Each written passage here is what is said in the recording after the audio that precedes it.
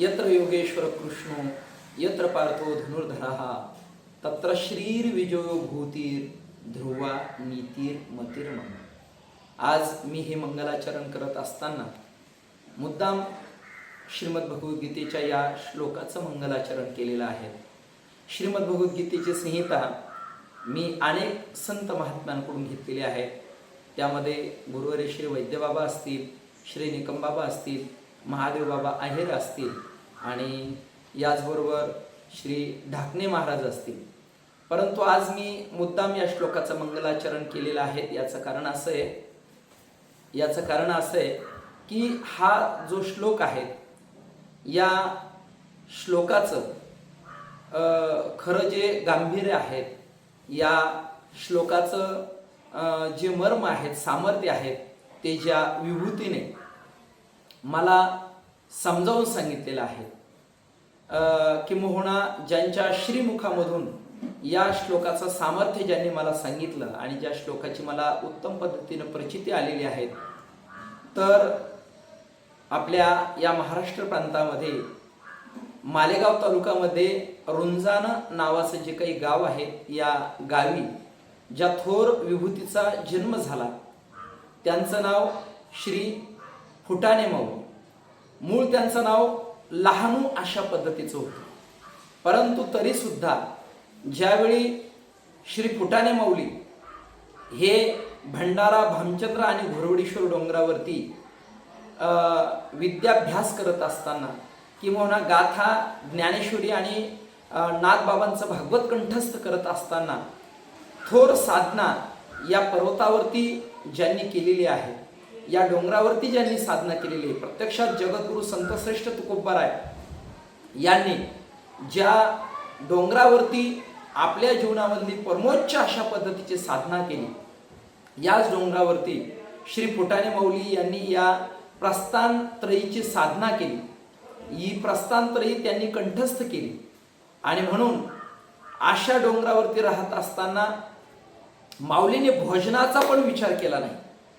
बरोबर अगदी काय खातो आम्ही कसं या सांगाते या न्यायाने त्यांनी आपलं जीवन या पवित्र डोंगरावरती व्यतीत केलेलं आहे। आणि त्यावेळी जर भोजनासाठी काही मिळालं नाही तर फुटाणे किंवा भत्ता खाऊन ज्यांनी आपलं जीवन व्यतीत केलं, म्हणूनच श्री दांडेकर मामा यांनी ज्यांचं नाव फुटाणे माऊली ठेवलं, अशी जी विभूती आहे यांच्या श्रीमुखामधून हा जो श्लोक आहे, हा श्लोक मला मिळाला आणि त्याची प्रचिती सुद्धा मला आली। आज या व्हिडिओमध्ये आपल्याला ही जी थोर विभूती आहे, ही थोर विभूती, या विभूतीचं दर्शन आपल्याला होणार आहे। श्री माऊलींच्या श्रीमुखामधलं असणारं हे छोटंसं प्रवचन, ज्यावेळी आपण त्याची व्हिडिओ कॉपी केलेली आहे, त्यावेळी मात्र माऊलींची तब्येत तितकीशी व्यवस्थित नव्हती। माऊलींना पॅरालायसिस झालेला होता आणि म्हणून त्यांच्या मुखामधले असणारे जे काही शब्द आहेत ते व्यवस्थित पद्धतीने उमटत नाही। जरी त्यांचे शब्द व्यवस्थित पद्धतीने उमटले नाहीत किंवा आपल्याला श्रवण करायला त्याचा अर्थबोध व्यवस्थित पद्धतीने झाला नाही, तरी सुद्धा ही जी वाणी आहे ही त्या थोर संत महात्म्यांची वाणी आहे। कारण त्यांचे जे शब्द आहेत ते शब्द अत्यंत महत्त्वाचे असतात। संत महात्म्यांचे जे शब्द आहेत ते महावाक्यासारखे असतात आणि ते आपल्या जीवनामध्ये फार मोठा प्रभाव करून जातात। तुम्ही पहा, नारदांच्या कृपेने एक वाल्या कोळी नावाचा असणारा दरोडेखोर वाल्मिक ऋषी होतो, हे सामर्थ्य हे संत महात्म्यांच्या शब्दाचं सामर्थ्य आहे। आणि म्हणून आपल्याला जरी हे शब्द स्पष्ट कळाले नाही तरी सुद्धा हे प्रवचन आणि या विभूतीचं दर्शन आपण या असणाऱ्या व्हिडिओच्या द्वारे जरूर करा। निश्चितच आपल्याला हे जे शब्द आहेत, हे शब्द आणि या महात्म्याचं दर्शन आपलं जीवन पुनीत पावन केल्याशिवाय राहणार नाही। बघा, स्वामी रामसुखदासजी महाराज यांचा सत्संग श्री क्षेत्र दिल्ली हस्तिनापूर या परमपावन भूमीमध्ये चालू होता आणि ज्या ग्राउंडवरती तो सत्संग होता त्या ग्राउंडवरती बसण्यासाठी जागा शिल्लक राहिलेली नव्हती। अशा कालखंडामध्ये एक भरधाव अशा पद्धतीचा रस्ता शेजारून वाहत होता आणि त्या ग्राउंडवरती जागा शिल्लक न राहिल्यामुळे एक व्यक्ती आली आणि आल्यानंतर जागा तिकडे पलीकडे नसल्यामुळे त्या व्यक्तीने आपली काय केली, त्याच ठिकाणी असणारी आपली मोटरसायकल लावली आणि त्याच मोटरसायकलवरती ती व्यक्ती बसली. बसल्यानंतर थोड्या वेळाने पुन्हा एक व्यक्ती आली, त्यालाही पलीकडे जागा नसल्यामुळे तोही त्या व्यक्तीच्या शेजारीच त्याने आपली मोटरसायकल लावली आणि लावल्यानंतर तो पण तिथूनच ऐकायला लागला सत्संग. तो सत्संग ऐकत असताना त्याच्या लक्षात आलं की काहीच कळत नाही समोर महाराज काय बोलतात, कारण त्या गाड्यांचा भरधाव असा असणारा वेग आणि तो असणारा क्राऊड, ती असणारी गर्दी, तो असणारा गोंधळ, त्याच्यामध्ये एकही शब्दाचा व्यवस्थित पद्धतीनं अर्थबोध होत नव्हता. मग या दुसऱ्या आलेल्या व्यक्तीने पहिल्या व्यक्तीला विचारलं, का हो महाराजजी जे काही बोलतायत ते तुमच्या लक्षात येतंय का? तर त्यावेळेस त्यांनी सांगितलं, नाही माझ्या काही लक्षात येत नाही. मग बसले का? त्यावेळी त्या पहिल्या व्यक्तीने उत्तर दिलं, जरी मला महाराजांचे शब्द आणि सुस्पष्ट ऐकायला येत नसतील, त्याचा अर्थ मला कळत नसेल, परंतु तरी सुद्धा ही वाणी त्यांची आहे की एक थोर पवित्र अशा महात्म्यांची ही वाणी आहे आणि मला निश्चित माहिती आहे की हे त्यांचे जे शब्द आहेत, हे शब्द हे महावाक्य आहेत आणि जरी मला त्याचा अर्थबोध जरी नाही कळाला तरी सुद्धा हे शब्द माझ्या कानातून माझ्या हृदयापर्यंत पोहोचतायत, माझ्या कानामधून माझ्या बुद्धीपर्यंत पोहोचतायत, माझ्या अंतकरणापर्यंत ते पोहोचतायत आणि म्हणून या शब्दाने निश्चितच माझं आत्मकल्याण होणार आहे अशी ही वाणी आहे. म्हणून मला त्याचा अर्थबोध जरी नाही झाला तरी सुद्धा ती वाणी मला पवित्र करणारी आहे, ते शब्द मला पवित्र करणारे आहेत आणि म्हणून मी हे शब्द काय करतो आहे, ऐकतोय. बघा, तसं या असणाऱ्या श्री फुटाणे माऊलींच्या श्रीमुखामधले हे शब्द आहेत. हे शब्द निश्चितच आपल्या जीवनामध्ये विशेष पद्धतीचं परिवर्तन करून जातील किंवा आपलं अंतकरण पवित्र करतील आणि म्हणून हा व्हिडिओ खास मुद्दाम जे भाग्यवान भाविक अशा पद्धतीचे जे श्रोते आहेत आणि गुणज्ञ अशा पद्धतीचे असणारे जे रसिक प्रेक्षक आहेत यांच्यासाठी हे प्रवचन आम्ही या चॅनलच्या माध्यमातून श्री नर्मदा गोमाता यूट्यूब चॅनलच्या माध्यमामधून आपल्यापर्यंत पोहोचवत आहेत. म्हणून निश्चितच आपण सर्वांनी पहिल्यापासून तर शेवटपर्यंत माऊलींचे हे असणारे गोड शब्द, मधुर शब्द, महावाक्यपर हे शब्द आपण श्रवण करावे अशी सर्वांना मी या ठिकाणी विनंती करतो. माऊलींचं जीवन हे बऱ्याच कालखंडामध्ये डोंगरावरती गेलेलं आहे, पवित्र डोंगरावरती गेलेलं आहे. ज्यांच्या जीवनामध्ये ज्यांनी श्री क्षेत्र अंदरसूल ही जी तपोभूमी आहे, श्री जनार्दन स्वामी महाराज यांची तपोभूमी आहे, याच तपोभूमीमध्ये त्यांनी वास्तव्य केलेलं आहे. एरंडगावला वास्तव्य केलेलं आहे. त्याच्यानंतर माऊलींनी एक त्यांचं असणारे जे स्थान आहे बाणगाव टाकळी, या पवित्र पराशर ऋषींचा जिथं काही संबंध जोडलेला आहे अशा पवित्र भूमीमध्ये माऊलीने साधना केलेली आहे. आणि नाशिक सारख्या क्षेत्रामध्ये अगदी पुण्यश्रीला गोदावरी गंगा मातेच्या परमपावन क्षेत्रामध्ये ते मला नेहमी म्हणायचे, माऊली मी गेल्यानंतर माझी हाडं तुम्ही गोदावरी नदीमध्ये नेऊन टाका, असं माऊली नेहमी म्हणायचे. परंतु माऊलीने इतकं भाग्यशाली मरण, रामचंद्र प्रभूंचा चरण स्पर्श ज्या नाशिक क्षेत्रात झाला, जिथं वास्तव्य झालं, विशेष लीला घडली, अशाच परमपावन क्षेत्रामध्ये रविवारी बरोबर अगदी रविवार हे त्या ठिकाणी असणारं त्या सूर्यनारायणाचा तो वार आहे आणि रामचंद्र प्रभूंचा जन्म हा त्या ठिकाणी सूर्यकुळात झालेला होता. म्हणून या दृष्टिकोनातून याच परमपावन भूमीमध्ये रविवारच्या दिवशी माऊलींनी ध्येय ठेवला.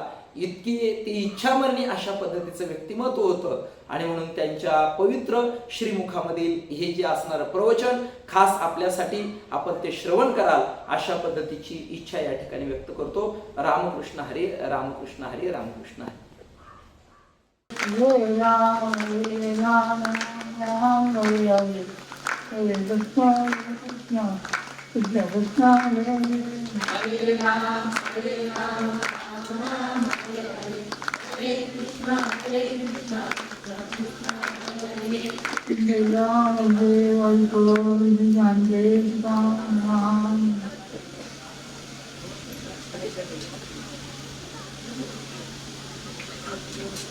जनाम केले भागवत गोळ गोपी भक्त माता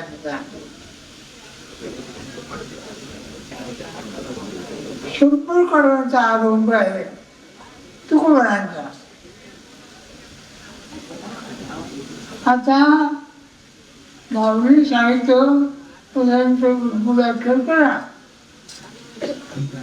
मला पोलीची शक्ती आहे आधी माणसे, पण त्यांच्या आज्ञेप्रमाणे या ठिकाणी दोन शब्द बोलतो. तेव्हा अनेक करते आहे, अनेक संत आहे, परंतु आठ अक्षर अजून कीर्तन 24 चौकोन वराची वाणी आहे. आम्ही हे जास्त म्हणतात, पंडित वाच्य अथवा ग्रंथी परी शरीर पावती वयाची नारी वारी कर मार्गावरे नारी मार करेगी नारी मार कर मार. पण तुकोबा आले वेदाचा तुळाचा भास रामा एराणी रामा नाही वाटा. तेव्हा त्यांनी भागवताचं ज्ञानेश्वरी ज्ञानेश्वर महांचा ज्ञानेश्वरी तुकोबांचा गाथा आहे आणि भागवत या भागवताची महत्त्व त्यांनी गायली आहे. अनेक आहे, परंतु आज परिसरामध्ये ज्ञानेश्वरी भागवत आणि गाथा त्याला फार विशेष महत्व आहे. आज या ठिकाणी माझी इच्छा आहे भगवंता या आता ठिकाणी गंगा व पावली म्हणून या ठिकाणी आता मी खूप वयोवृद्ध झालो अजिबात नाही आणि डोळे ते माऊच्या कृपेने आले मला असं अर्थ आहे. थोडं दिसतं तेव्हा म्हणायचं माऊलीचं ओळ माझा देह पडावा अशी माझी इच्छा आहे. आणि तुकोबाला आहे भागवताच ओळखले करतात. तरा वया जडा केले भागवत कोळे गोपी भक्त माता पिता म्हणून माऊलींना परंतु कार्य विशेष आहे आणि ब्रह्मचर्य आहे. मराठा भाषा मराठा जातीमध्ये जन्म घेऊन त्यांनी मोठं ग्रंथ केलं, पुढचं चांगलं केलं. तर तुम्हाला मी हळूच करायला सांगतो का तुम्हाला करायचं असेल तर अनेक ग्रंथ आहेत. पण या सर्व ग्रंथाचा तर सार असेल ज्ञानेश्वरी गाथा आणि भागवत म्हणून तुकोबा आहे. या खडव्यामध्ये एका खडव्यामध्ये 100 कड्याचा अभंग आहे.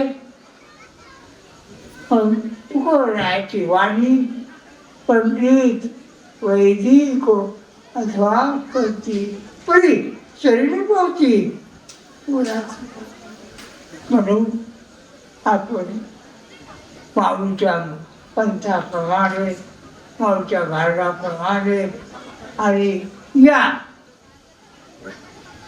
या जगामध्ये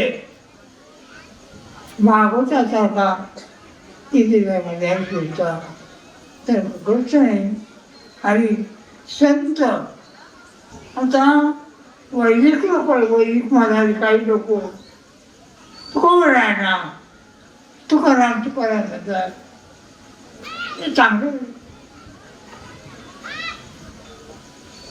साधा माणूस कुठे आता त्याला आपण आधी काही भेट नाही म्हणून तू राहायचे अभंग अतिशय श्रेष्ठ आहे अतिशय वर्तनीय आहे.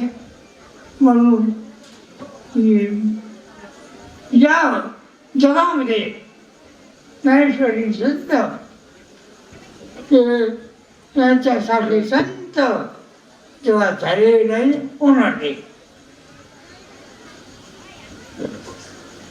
हे बक्कल कथा नाही आहे, खरी गोष्ट आहे.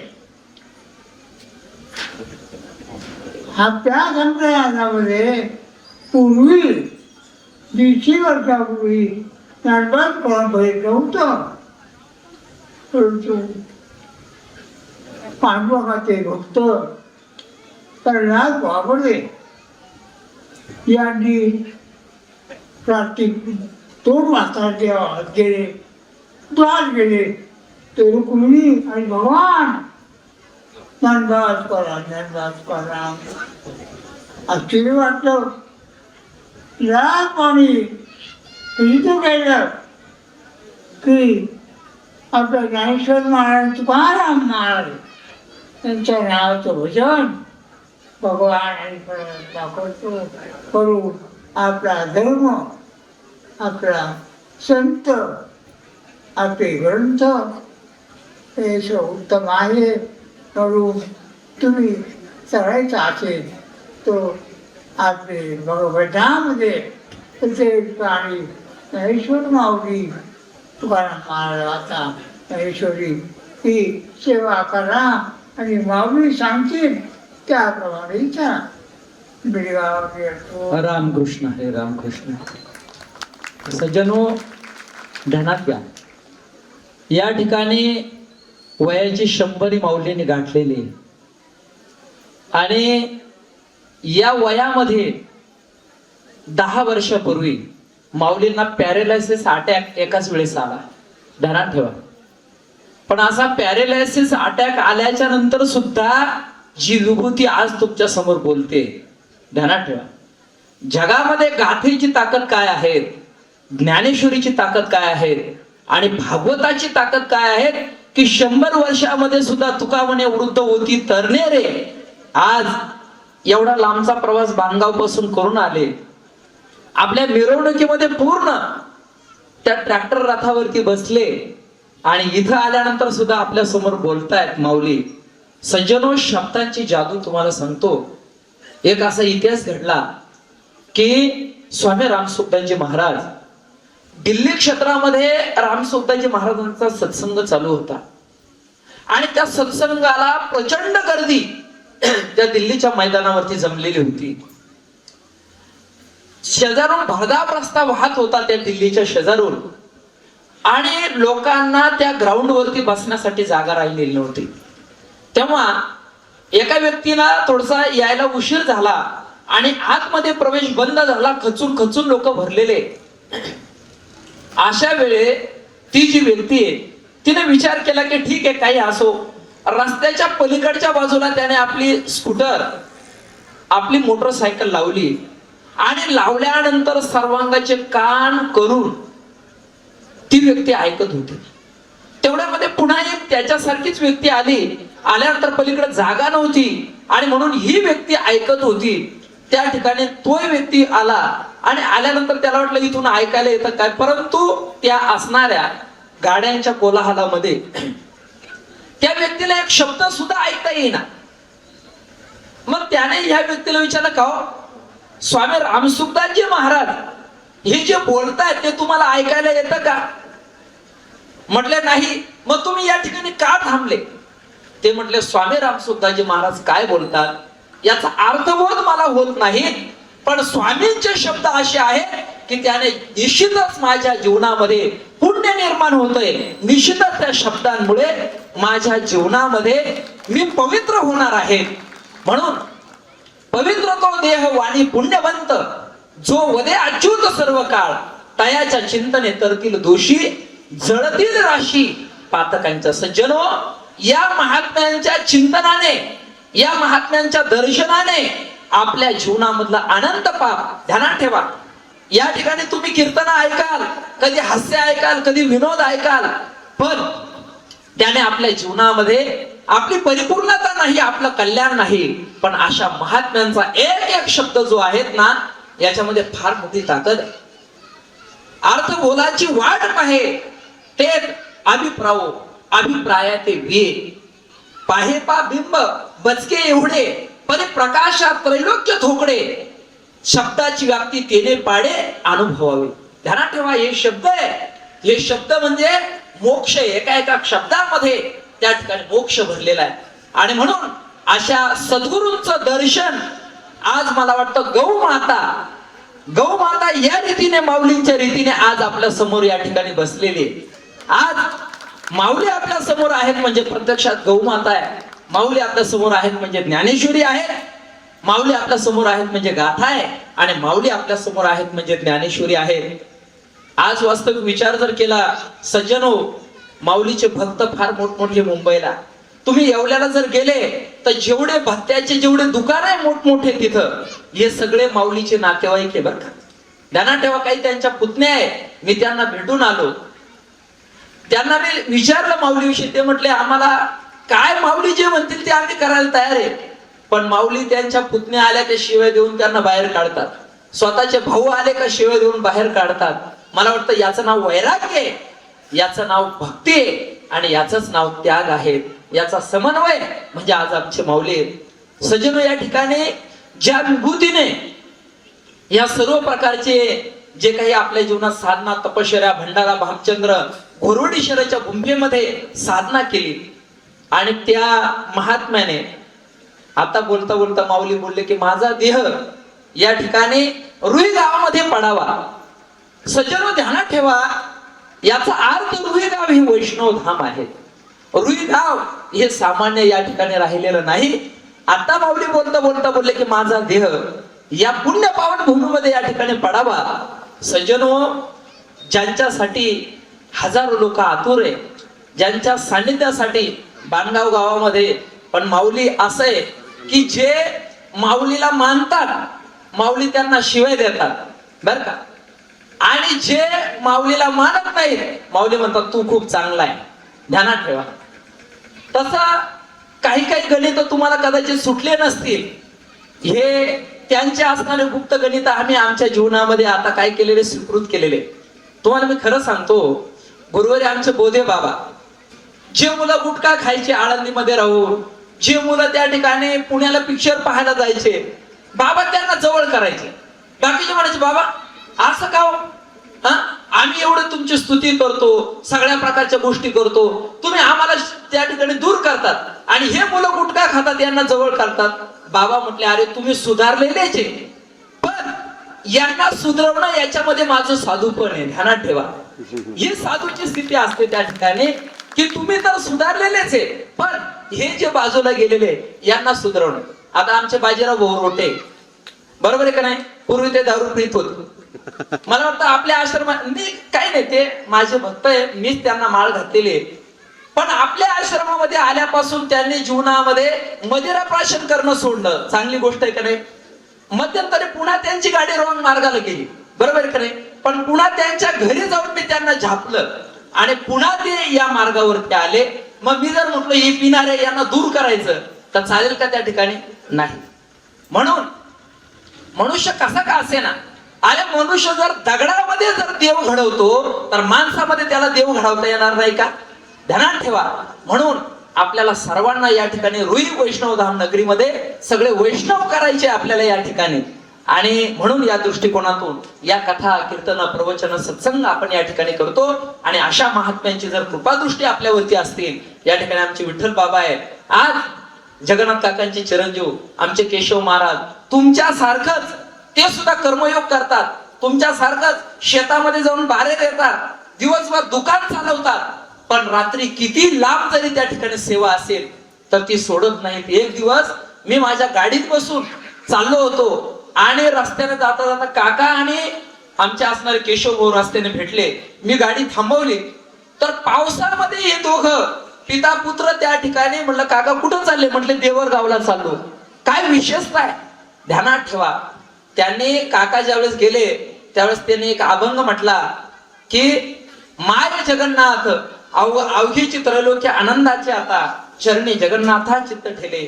माय जगन्नाथ बाप जगन्नाथ अनाथाचा नाथ जनार्दन.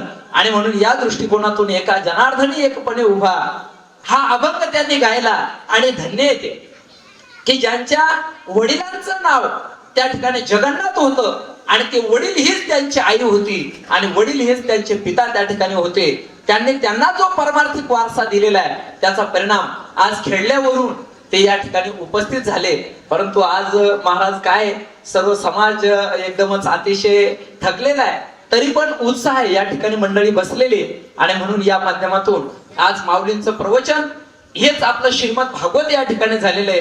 वेगळं भागवत करण्यापेक्षा भागवत इथं बसलेले, वेगळं भागवत मी काय सांगणार आहे म्हणून. आणि त्यांनी आपल्याला त्यांच्या मुखारविंदातून आपल्याला जो आशीर्वाद दिला तो आशीर्वाद पिढ्यानपिढ्या आपल्याला या ठिकाणी टिकणार आहे, आपल्या सर्व कुळाचं कल्याण करणार आहे. दोन्ही पक्ष पाही उद्धरती असं सर्वांचं कल्याण या ठिकाणी होणार आहे. म्हणून माऊलींच्या चरणारविंदी या ठिकाणी प्रार्थना करतो. माझे शब्द त्यांना ऐकायला जात नाहीत कारण आता श्रवण त्या ठिकाणी माऊलींचं कमी पडलेलं आहे, परंतु तरी सुद्धा परमार्थिक भाषा आणि माऊलींना त्या ठिकाणी अवगत आहे म्हणून आपल्या बोलण्याचा भाव त्या ठिकाणी त्यांना कळतोय. माऊलीने या ठिकाणी आमच्यावरती कृपा वर्षाव करावा. माऊली आमच्या डोक्यावरती या ठिकाणी तुम्ही हात ठेवावा नाही का. आणि या हात ठेवण्यामध्ये आपलं विशेष पद्धतीचं कल्याण आहे. आणि हेच आमचं मोठेपण आहे की या ठिकाणी माऊलीने यावं आणि त्यांचा हात आमच्या डोक्यावरती ठेवावा. बस आईचा प्रेमाचा हात जर असेल तर त्या ठिकाणी कळी काळ सुद्धा आमचं काहीच बिघडू शकत नाही. त्या ठिकाणी ही ताकद माऊलींची, ही ताकद आमच्या गौ मातेची. आणि म्हणून आज या पुण्य पावन नगरीमध्ये आज तुमचा आनंद पाहिला. मी मंडळी सांगितलं जेवढं नाचायचं तेवढं नाचा, काय नाचायचं ते नाचा नाही का. आणि आज मला कळालं की मंडळी किती दिवसापासून नाचायला उत्सुक होती नाही का. अगदीच सगळं रेकॉर्डिंग झालेलं आहे त्या ठिकाणी नाही का. असो सात्विक वातावरणामध्ये सात्विक अभंग त्या ठिकाणी गायले गेले आणि त्याच्यावरती तुम्ही नाचले. निश्चितच तुमच्यावरती गौ माता कृपा करणार आहे. तिच्या उत्सवात तुम्ही नाचले. तुमच्या सुद्धा संसारामध्ये गौ माता भरभरून आणि तुमचे असणारे संपूर्ण काही जे वंशज आहेत नाचावे अशा पद्धतीचा आनंद तुमच्या जीवनामध्ये गौ माता या ठिकाणी निश्चित देणार आहेत. सज्जनो आज या ठिकाणी बोलण्यासारखा भाग भरपूर आहेत. भागवतही माझ्या पुढे पडलेले आहेत. मी फार अभ्यासू नाही परंतु मला निश्चितच गॅरंटी आहे की इथं मी या मिनिटाला भागवत न पाहता सुद्धा भागवत सुरू जर केलं तरी सुद्धा ते कुठून येतं मला माहिती नाही. परंतु महत्वाची गोष्ट या ठिकाणी वेळेची मर्यादा आहे. आणि म्हणून आज हा आनंद उत्सव, आनंदाचे डोही, आनंद तरंग आपले हे तनपुरे बाबा जे पार्ट सजवण्यासाठी आलेले ते म्हटले बाबा आनंद हाच देव आहे. आणि आज रुई गावामध्ये आनंद रूपी देव प्रत्येकामधून त्या ठिकाणी उद्भूत होतो आहे. आणि म्हणून खऱ्या अर्थाने ही आनंदाची धन्यता हीच जीवनामध्ये भगवंताची अनुभूती आहे. म्हणून सच्चिदानंद रूपाय विश्वोत्पत्त्यादि हेतवे तापत्रय विनाशाय श्रीकृष्णाय वयम नमः या दृष्टिकोनातून सत्स्वरूप चित स्वरूप आणि आज जो आनंद आपण अनुभवला या ठिकाणी प्रत्यक्षात भगवंताचं स्वरूप आज देवीचा मुखारविंद आपल्याला असा दिसत होता.